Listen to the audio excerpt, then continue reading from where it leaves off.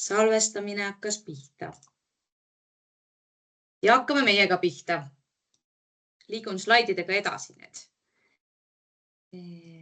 Nii, kõigepealt kokkulepped meil infotunnis. Ma arvan, et kõigile juba ka võib-olla iseenesest mõistetavad, aga kordame üle, et hoiame mikrofonid suletuna ja kui teil tekib jooksvaid küsimusi, siis kirjutage vestlusesse ja võiksime neid arutleda siis ettekande lõpus. Et siis ei teki auke siia ettekandesse, esitlusse. Ja millest me siis räägime? Kõigepealt ma teen lühikese eesmärkide tutvustamise meetme puhul.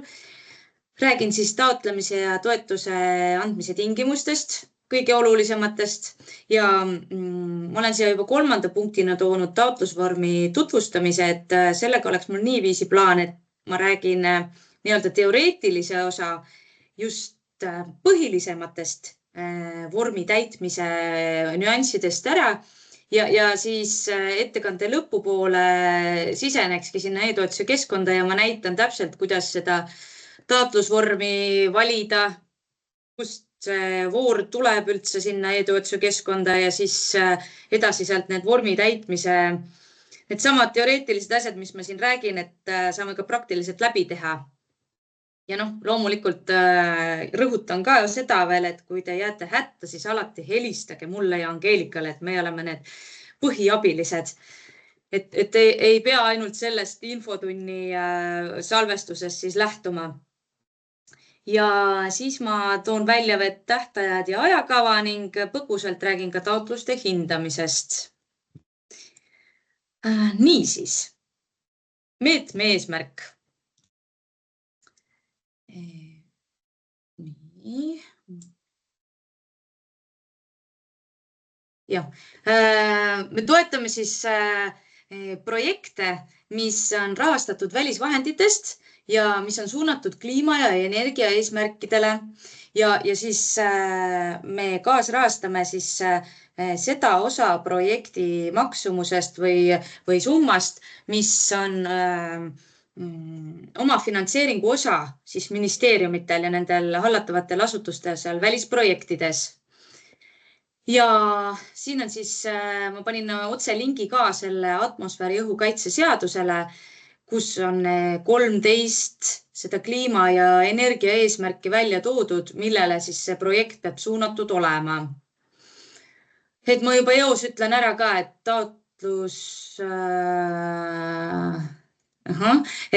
taotluse vormi peal on meil ka nõutud see nende eesmärkide välja toomine siis, mis on seal seaduses kirjeldatud.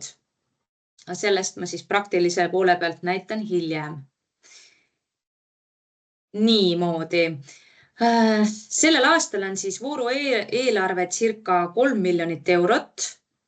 Ja toetus saab küsida sellele summale, mis on siis Eesti partnerite oma finantseering välisprojektis.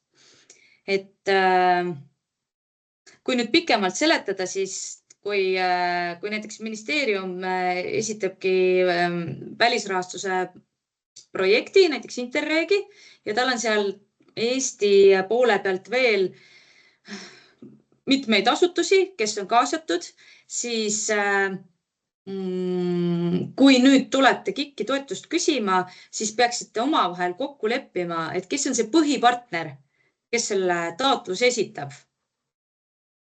Et mitte kõik ei pea seda taotlust esitama.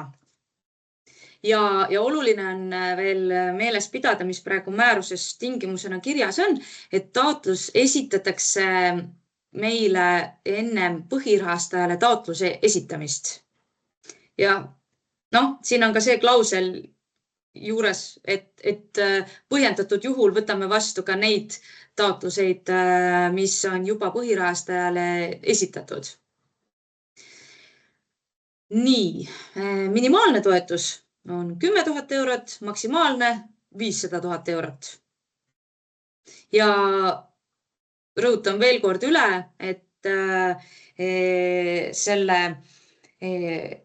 kui teil välisrahastus projekti esitate taotluse ühele summale ja siis sealt siis 80% on toetus, näiteks 20% on see omafinantseeringu osa, siis see 20% ongi see summa, mille peale te tulete küsima toetust KIK-ist. Ehk siis see 20% on abikõlblik kulu KIK-ilt toetuse taotlemisel. Toetuste osakaalude juurde minnes nüüd, et nagu ma ütlesin, et toetust saab küsida valitsusasutus või siis tema hallatav asutus. Nendele on toetuse osakaal 100%. Aga juhul, kui teil on ka partnereid, nagu ma eelpool tõingi välja, et võivad olla need Eesti poole pealt siis veel mitte valitsusasutuse staatusega, vaid teisi organisatsioone, kes teil on projektiga seotud, siis ka nemad saavad toetatud, aga nendel on omad toetusmäärad ja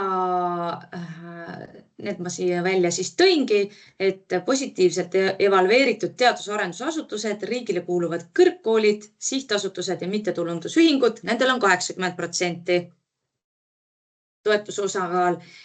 Kohalikele omavalitsustele rakendub see individuaalne määr, mille osas on määruses lisa, see on siis tulumaksu laekumise ja rahvastiku arvu osas siis seal kohaliku omavalitsuses. Et need numbrid on jah seal määruse lisas välja toodud täpselt, mis nendele siis kohalduvad.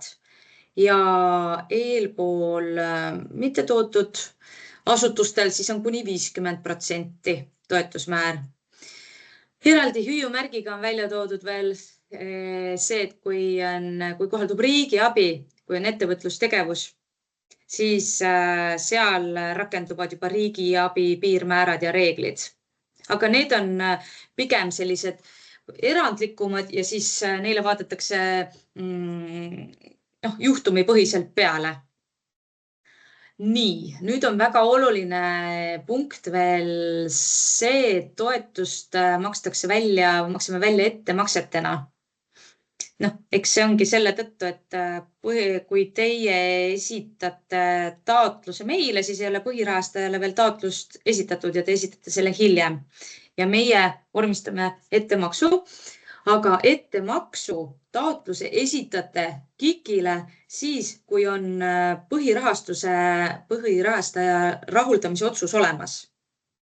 Et ennem seda ettemaksu taotlust meile ei esita. Nii, ma tõin välja siia ka veel selle meie kodulehe kuva, et siin on siis näha minu ja Angeelika kontaktid ja siin on kodulehel siis põhiline info. Nüüd jõudsin juba taotluse esitamise juurde. Nagu Rita ka ütles, on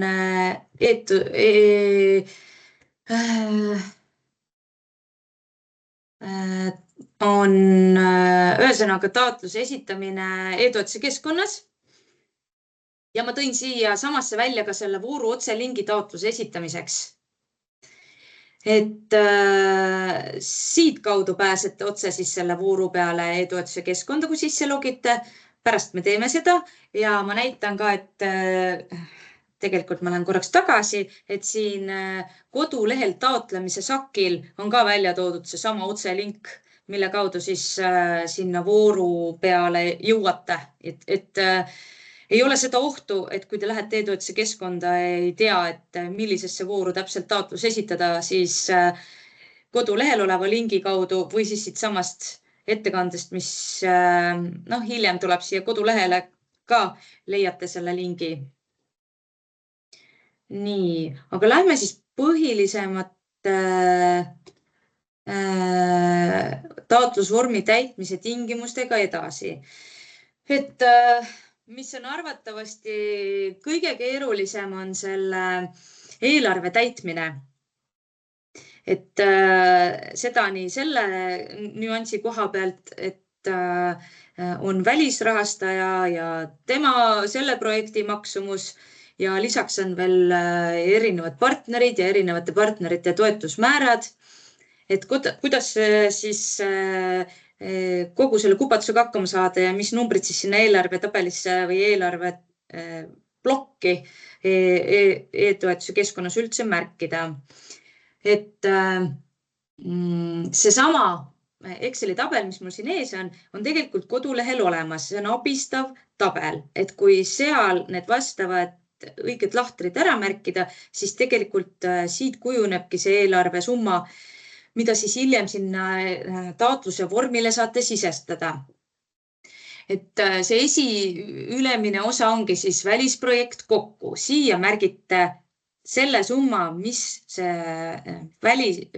välisrahastatav projekt siis kokku maksma läheb.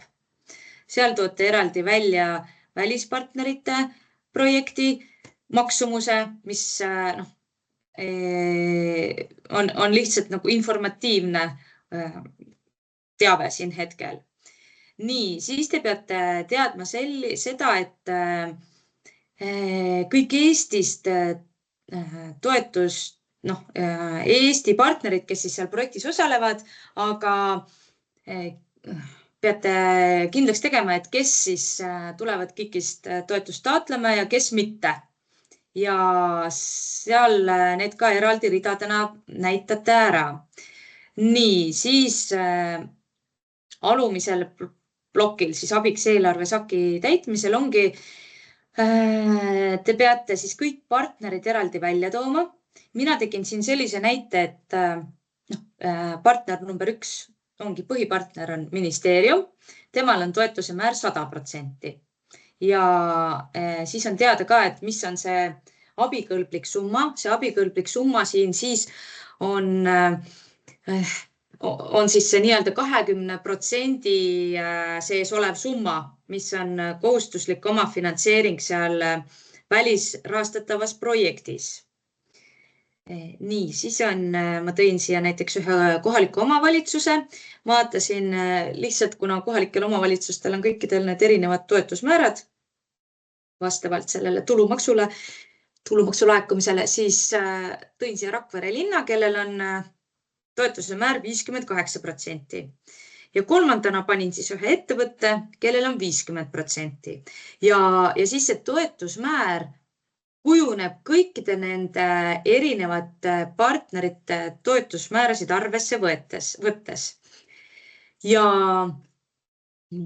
siis on siin see abikõlblik summa ka kokku kõik ära toodud ja lõpuks toetuse osa kujuneb siis sellest kõikide partnerite peale kokku olevast abikõlblikust summast, see protsent, mis siis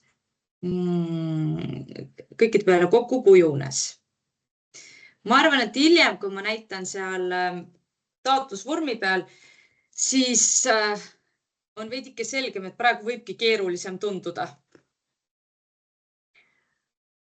Nii. Jah, nüüd on jälle teoreetiline osa, mida me hiljem praktiliselt vaatame. Et siin on need nüansid veel eelarve täitmisel, et kui projektis osaleb kas üks asutus või on mitu asutust, siis vastavalt sellele on see eelarve vormi täitmine seal e-toetuse keskkonnas ka erinev. Aga ma siin praegu pikemalt ei peatu, sest ma järgmistel slaididel nagunii räägin, et kuidas täitma peaks. Nii, et kõigepealt te peaksite omavahel kokku leppima ka selle, et kui väljamaksed, ehk siis ettemaksed KIK teeb, et kuidas te soovite, kas teil on soov nii, et põhipartner saab kogu summa kohe ettemaksuna või siis kõik need partnerid eraldi. Ja vastavalt sellele tuleks siis seal e-toetuse keskkonna tegevuste sakil ka märkida, et kui soov on niiviisi, et ettemaksed lähevad kõikidele projekti partneritele eraldi, siis tegevuste juures tuleb märkida, et kes on selle tegevuse teostaja siis seal projektis. Et näiteks mina paningi siia, et uuringu läbiviimine, et seda teostab ministeerium, aga juhul, kui näiteks uuringut viib läbi ka kohalik omavalitsus, siis peaks tekitama veel teise rea, mille taha tuleks kirjutada, et seda teostab siis KOV. See on, juba eos ütlen ära, et see on selle tõttu vajalik, et eelarvesakil oleks võimalik neid toetusmäärasid eraldi siis määrata. Nii, lähme edasi. Ja nüüd, kui tegevuste sakil sai need tegevused eraldi vastavalt asutusele määratud, siis need tegevused kanduvad otse edasi sinna eelarvesakile ja siis seal ongi seesama koht, mis seal eelarve tabeliski oli, et tuleb vastava selle tegevuse ja siis asutuse juurde märkida, et mis on see toetusmäär, mis kohaldubki ja tuleb otse määrusest. Just. Nii. Nüüd variant 2 on lihtsam oluliselt, sest see on see variant, kui makse läheb ainult põhipartnerile, siis ei pea e-toetuse keskkonnas tegevuste sakil eraldi määratlema, et mis tegevusega mingi asutus eraldi tegeleb. Sest et see määr tuleneb juba sealt eelarve näidisest kokku arvutatud toetuse määrast. Nii. Jah, et siis sellisel juhul seal eelarvesakil tulebki taotletud toetuse määrana kirjutada, kui ma nüüd lähen tagasi, seesama 68,2, mis siin nende toetusmäärade põhjal kokku arvutati. Nii, nüüd ma lähen siia tagasi.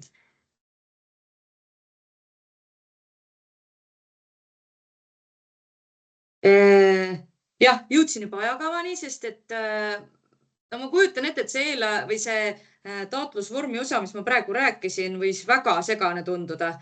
Et see on, ma arvan, normaalne ja kui ma seda pärast seal e-toetuse keskkonnas näitama hakkan, siis vast midagi saab selgemaks, aga kui ise hakkate seal toimetama, siis on pigem hea uuesti seda esitlust ja kas või videosalvestust vaadata. Aga ajakavast siis nii palju, et täna avasime ja 17. aprillil sulgeme ja ma rõhutan, et kell 5 tõepoolest see voor sulgub 17. aprill, et tõesti soovitan aegsasti juba sisestama hakata, et 5 minutit ennem 5 on kindlasti hilja. Et siis ei suuda isegi mina telefoni teel, ma arvan, kõike nii kiirelt ära seletada, et see taotlus esitatud saaks. Vastavuse kontroll on peale taotluste esitamist eeldatavasti aprill-mai. Võimalikult kiiresti püüaks ikkagi teha, aga hetkel selline kurss. Ja peale vastavuskontrolli toimub sisuline hindamine. See võiks siis maisse ja juunisse jääda ja peale seda rahuldamise või mitte rahuldamise otsused saab teha hiljemalt siis juuli alguses. Ja taotluste vastavuskontrollis me tegelikult saadame siis vajadusel parandamiseks uuesti taotlused, siis on eraldi tähtajad veel. Et need me anname jooksvalt vastavalt sellele, kui mahukas see parandus on. Hindamisest ka natukene. Hindamiseks moodustame töörühma, kus on siis valdkondlikud eksperdid ja me hindame projekti vajalikkust, teostatavust, jätkusuutlikkust, ulatust. Ja hindamiskriteeriumid on kodulehel olemas, et neid saab seal detailselt vaadata ja tutvuda. Et neid ma ei hakka siin praegu niimoodi väga põhjalikult käsitlema. Nii, mul on juba tänan kuulamast, aga seda ma veel ette ei pane, et ma arvan, et me lähmegi siis sinna e-toetusesse ja vaatame, kuidas see esitamine käib. Või ma ikkagi küsin vahepeal, kas kellelgi on juba tekkinud küsimusi, et ma vaatan vestluses olid küsimused, millele Angelika vist vastas.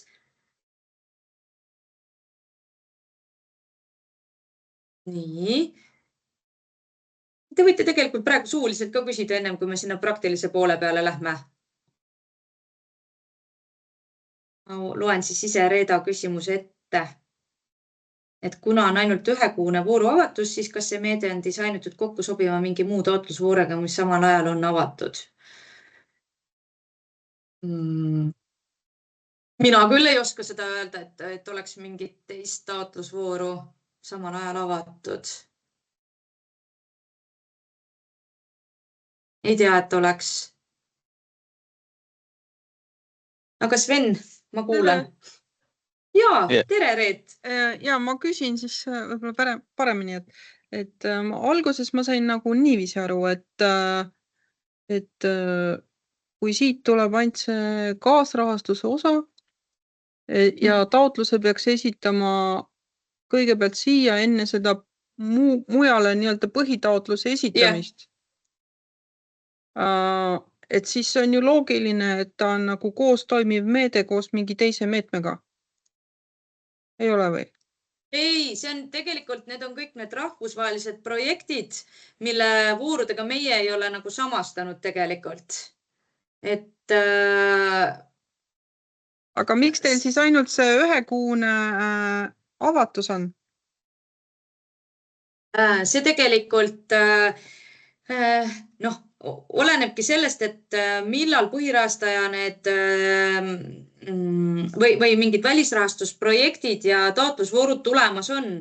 Et tegelikult vastavalt sellele saab juba praegu selle taotluse KIK-ile ära esitada, kui on teada, millal on välisrahastus taotlusvoor tulemas.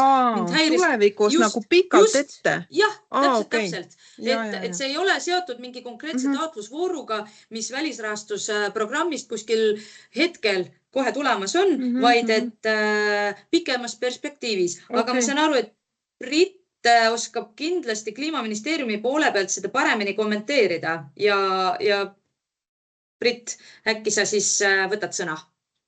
Ja, tere! Ma tegelikult tahtsin seda öelda, et loodetavasti me proovime esimese vooruga ära, et kuidas need hindamiskriteeriumid töötavad, kas peaksime midagi muutma ja siis loodetavasti tegelikult võiksime selle võib-olla avada ka jooksva taotlusvooruna, et siis on nagu pikem taotlusaeg ja saate rohkem ette mõelda ja läheb nagu veidikene kergemaks. Aga see oleneb sellest, et koos hindamiskriteeriumid töötavad ja kui palju me midagi muutma peame, et see on tuleviku vaade. No siis on arusaadav.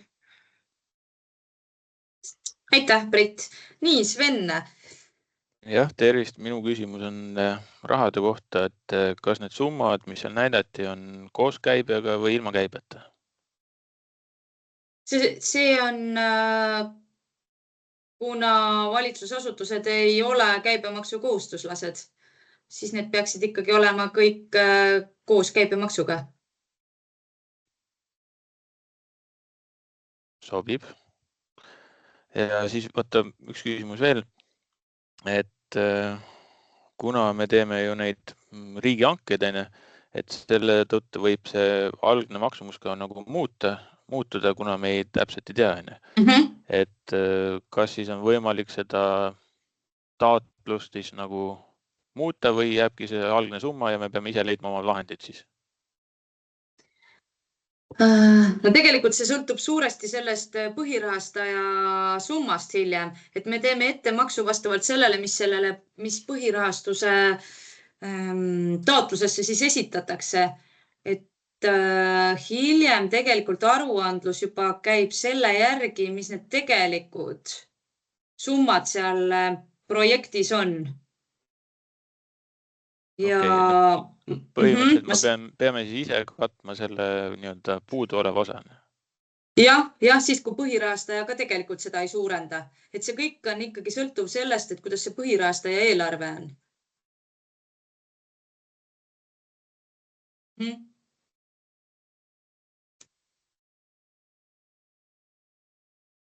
Kas ma võin järelküsimuse selle pinnalt?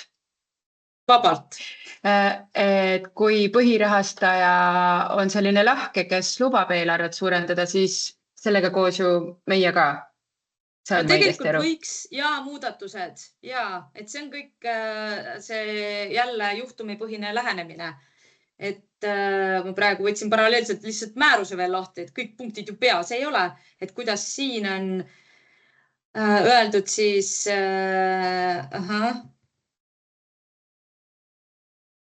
muutmine on ikkagi võimalik. Nii et ma praegu rohkem sinna ei laskuks.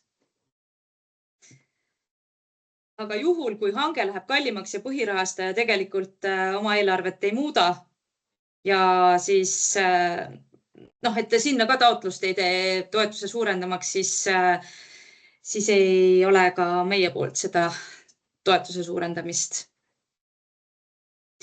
Nii, kas on veel küsimusi või lähme edasi sinna praktilise poole peale? Näib, et mitte. Nii, ma loodan, et see õnnestub mul. Nii. Nüüd ma pean jagan oma ekraani.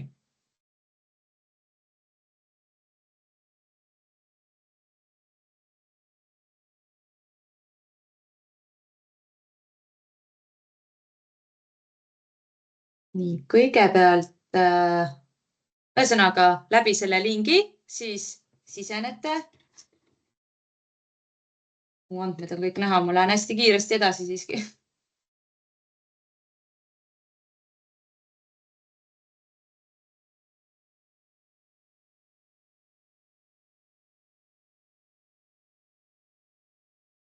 Ja nii kui sisenete e-toetuse keskkonda, siis juba süsteem pakub teile selle õige taotlusvormi. Siia sisestate projekti nime ja salvestate ning juba teie töölauale siis tekib see õige projekt. Nii. Lõpetan korraks jagamise ära, sest et ma sisenen siis enda laua peale ja siis ma panen uuesti jagamise.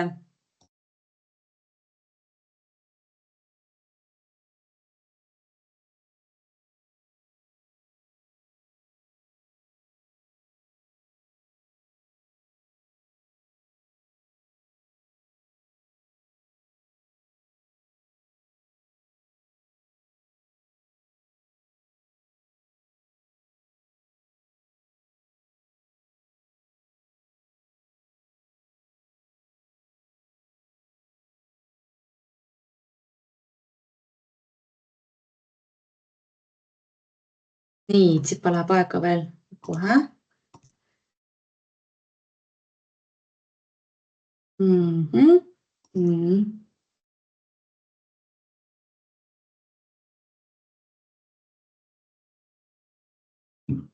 Nii, jagan uuesti. Ja siit on juba näha, et siis, kui te sinna ühesõnaga selle sama lingi kaudu sisenete ja voorust juba loote omale selle projekti, siis tekib see taotlus e-toetuse keskkonna töölauale taotluste plokki. Minul on siin ka välisprojektide kaasrahastamise test taotlus. Ja mida ma siis teile siin nüüd näidata saan? Siin on erinevad vahelehed, mida mööda siis hakkate liikuma, seda sisu täites. Esialgu on need tühjad. Mina olen juba siia täitnud, selle tõttu on andmed sees. Osa on kindlasti ka need andmed, mis tulevad automaatselt. Iga kord, kui täidate ja salvestate, siis on võimalus andmete muutmiseks, paremal pool avaandmed muutmiseks. Ja ühesõnaga taotleja leht ära täita, kontaktisikuid saate lisada kontaktisikute plokist siit plussi alt. Siis on oluline veel tähele panna seda, et taotlus peab olema esitatud esindusõigusliku allkirja, isiku allkirjaga. Ehk siis, kes on siin näiteks projektijuht või kontaktisik, siis ta saab selle taotluse ära esitada, aga me saadame selle hiljem tagasi, sest et määruse kohaselt see peab olema digiallkirjastatud esindusõigusliku isiku poolt. Juhul, kui on olemas volitus, kas või näiteks projektijuhti on volitatud, mida võib-olla üldjuhul ei ole, et tavaliselt vist asekantslerid ikkagi on hoopis volitatud ja nemad allkirjastavad. Aga juhul, kui on ka projektijuht volitatud, siis siia plokki peab igal juhul volikirja juurde panema. Et meie vaatame ainult seda, et kes on ministeeriumis, siis see esindusõiguslik isik, et tema peaks allkirjastama, kui tema allkirjastanud ei ole või kui ta ei allkirjasta, siis peab olema lihtsalt tema volitanud isikut, kes siis seda taotlust esitab. Nii, edasi siis minnes siin ma praegu rohkem ei peatu. Salvestaja jätka. Üldandmetes üldjuhul siin ka midagi väga keerulist ei tohiks olla. Kui on mingid sisuliselt seotud analoogseid projekte, siis tuleb need ka siia välja tuua. Nii, siin on partnerid ja maksesaajad. See ongi siis see koht, kuhu te kõik need projektipartnerid ükshaaval välja toote ja siis määratlete ka rolli, et kas maksesaajaks on see põhipartner, keda te omavahel siis, kelle te leiate omavahel kokku leppides, või on siis ka teised partnerid maksesaajaks. See on seesama teema, mida ma ennem juba veidikene rääkisin, et siis on see tegevuste saki ja eelarve saki täitmine vastavalt sellele erinev.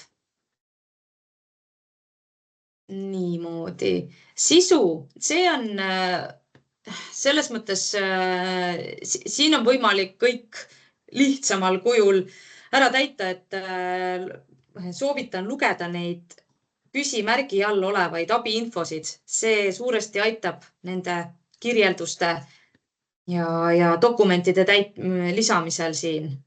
Et siin ükshaaval jällegi ei peatu, sellepärast, et põhiline ongi see, et abiinfo annab teile selle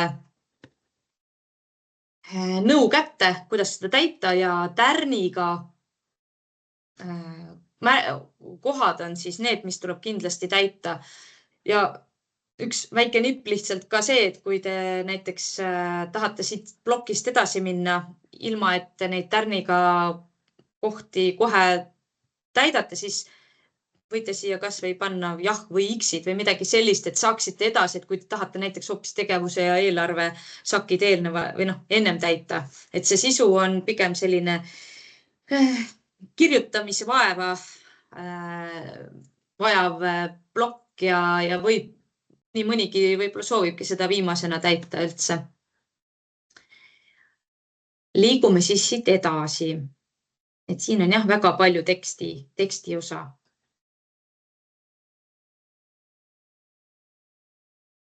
Nüüd näitajate sakk. Välja on toodud 3 otsemäärusest tulevat näitajat ja need tuleb täita sellisel juhul, kui see projekt panustab kliimamuutuste leevendamisse.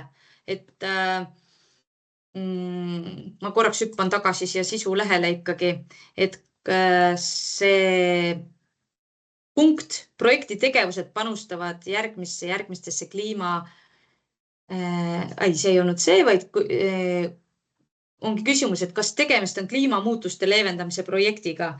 Et siin te juba ka toote välja need kliimamuutuste leevendamise arvutuslikud hinnangud ja need arvutuslikud hinnangud ongi siis need samad näitajad, mida me küsime siin järgmise saki peal. Et ma rõhutan, et sealt atmosfääriõhu kaitse seadusest tuleneb 13 seda kliima ja energia eesmärki, aga üks või paar on nendest ainult sellised, mis on kliimamuutuste leevendamisele suunatud. Et juhul, kui te siin plokis ei märgi, et see projekt panustaks kliimamuutuste leevendamisse, siis näitajate osas ei ole teil ka siin vaja märkida. Nii, ja ma pean vaatan, ma lähen siis salvestaja jätka, siis tekib jah, et siis need 3 on põhilised, mis on juba siin vormil ees olemas, aga siis on veel rida muid näitajaid, mida siis RIP-menüüst saate valida vastavalt sellele, millele siis see teie projekt panustab, mida te leiate, et millised siit nendest näitajatest võiksid ka olla seotud siis teie projektiga. Et kuhu te saate mingi väärtuse omistada. Ja nii, nüüd me jõuamegi selle tegevuste sakini, et nagu ma ka ennem rääkisin, siis juhul, kui te siin partnerite ja maksesaajate juures märkisite, et kõik partnerid on maksesaajad, siis tuleks nüüd need tegevused nende partnerite või projektis osalejate kaupa ka välja tuua, et kui uuring läbi viiaks, on ministeerium ja näiteks ja uuringu läbiviijaks on ka kohalik omavalitsus, siis tuleks siia 2 rida tekitada. Ma vaatan, kas ma saan praegu, kui ma siit niimoodi edasi lähen. Jah, siin on see lisategevuse sakk. Et siin ei ole RIP-menüüs valikut, vaid ise saategi kirjutada, mis see tegevus siis on. Näiteks uuringu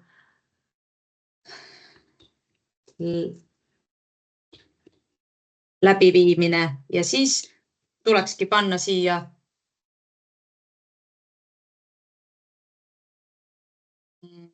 panen siia ette ministeerium ja alla panin uuringu läbiviimine KOV. Aga juhul, kui maksesaajaks on ainult üks põhipartner, siis ei pea seda eraldi asutuse kaupa tegevust välja tooma. Nii, lähme edasi. Ahah, ma pean siia ma panen mingid suvalised kuupäevad praegu. 28 ikkagi panna. Ja nüüd me oleme siin eelarvesakil ja siia siis kanduvad kõik need tegevused üle eelmiselt sakilt. Siin ongi näha uuringu läbiviimine ministeerium, uuringu läbiviimine KOV. Ja nüüd see ülemine osa ongi, et juhul, kui on üks põhipartner, kes makse saab, märgite kõigil tegevustel toetuse määr sama ja siia lahtrisse kirjutate selle sama toetuse määra, mida siis eelarve näidise alusel leidsite.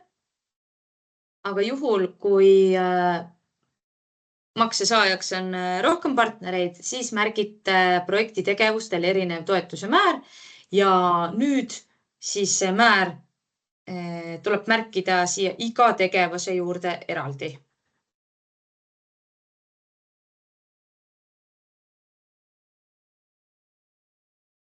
Ma panen nüüd siia ka 58. Nüüd praegu see summad ei lähe kokku nagunii.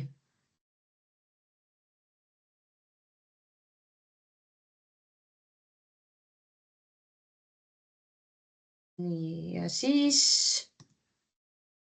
rahastajad, siin ei ole enam, ühesõnaga eelarve sakk ongi viimane, mis tegelikult vajab täitmist, sest et rahastajad ja rahastajate juures ongi KIK välja toodud ja esitamisel on lihtsalt kinnitused, et siin enam mitte midagi täitma ei pea.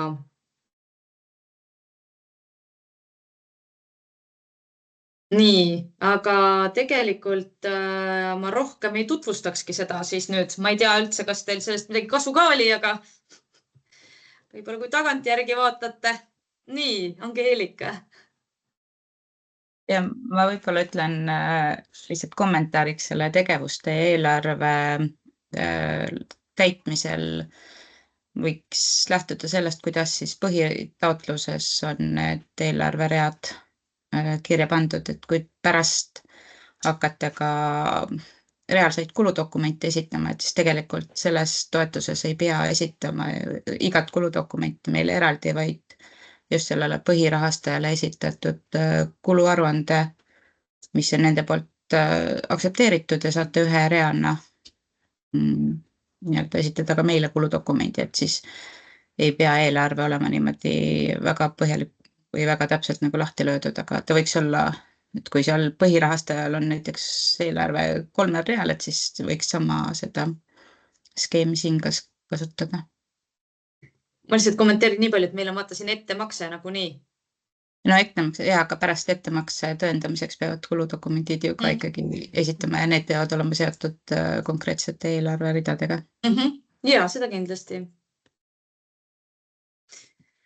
Nii, kas on veel küsimusi?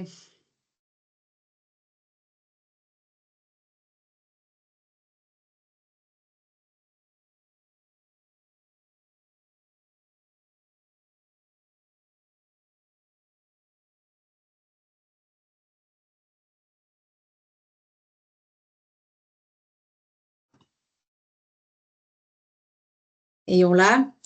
Näib, et ei ole. Siis ma võtan selle viimase slaidi ette, mida ma ennem lihtsalt ei näidanud. Et ega siis rohkem ei olegi midagi soovida ja öelda, et tänan kuulamast ja edu taotlemisel ja võtke kindlasti ühendust, kui küsimusi tekib. Võtame. Väga tore.